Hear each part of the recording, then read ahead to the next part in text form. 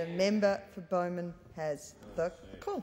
Well, Madam Deputy Speaker, one of those rare moments when I see members from the government actually standing around and actually listening during an MPI, obviously willing to listen to any discussion other than the obvious mammoth in the room being the events in Indonesia. And as many of those government members scurry back to their electorates tonight, Deputy Speaker, you may be able to escape the questions this week, but you will not be able to escape the questions from your own electorate, because the tradies and the subbies and the apprentices in your electorates will be asking you the very simple questions. Where do you stand on asylum seekers? A simple question we couldn't get an answer from our Prime Minister. Now, the Prime Minister is all but one a neighbour of mine in Brisbane, but they in Bulimba and Morningside and East Brisbane are the same people in Redlands that have not got an answer to this. Where was the fair go? Where was the honesty? And where is this Prime Minister walking not both sides of the street but both sides of the Timor Sea on this issue, trying to appease Indonesia, and that's now left in smoking rubble, trying to appease Australians with all of this conflicting messages about tough but humane but compassionate but fair, but absolutely nothing consistent. And in the end, the only casualties are those poor unfortunate souls sitting in Tanjung Pinang, those poor souls who cannot rely on fair treatment, and the Australian public servants who do that good job, who cannot look these asylum seekers in the eye and say, we will treat you fairly. There is a process around our foreign relations. We will consider your case fairly. You will be heard within an average of 52 weeks in 85% of cases.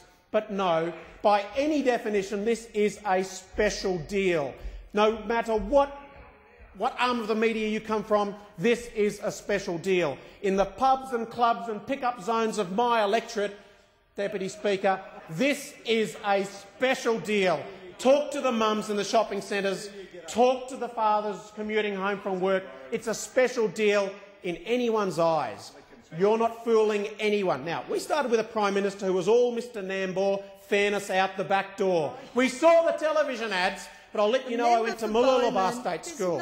We didn't have a lot of time for people with an attitude of walking both sides of the street. Did it at Nambour State School, did it on the TV ads, and is doing it right now. The other question is a simple one that Australians would ask, a question of honesty. Will one stand up for one's decisions or make up a border protection cabinet committee that makes a quiet, secretive decision and then scurries off and whispers in each other's ear, whatever you do, don't CC the PM's office. Just send this letter off in Tamil after you've found an interpreter, but make sure the Prime Minister doesn't know about the decision, because when he's asked, he needs to be able to say he knew nothing. He's only the place where the buck stops, but no decision is made if it's a tough one. No, that's done. That's done by some completely unelected committee. Now, I say to the members of the government, the staffers and bureaucrats, I say to members of the government, how do I convince the people sitting at the Sands Hotel in Cleveland? How do I look them in the eye and tell them who cut this smoking deal?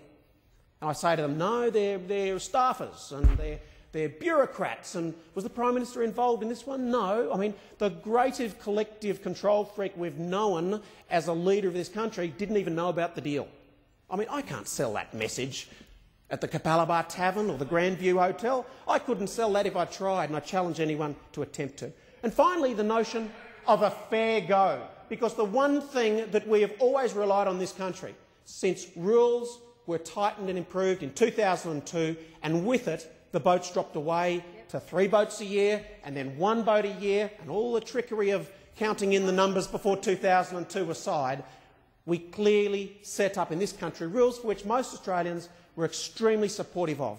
Now, I understand the Prime Minister has an awkward walk on, as I've said, both sides of the street, trying to appease conflicting constituencies, but I tell you what, the Australian people, and many of them don't read the papers every day and listen to the radio every day and watch TV all day, will be asking just a simple question. Was it really a fair go for those 78?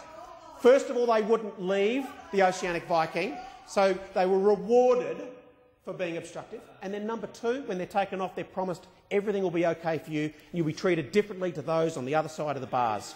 It's a triumph of these asylum seekers and obstruction over our Prime Minister. It has weakened our Indonesian relationship. It has been exposed for what it is by this side of the House.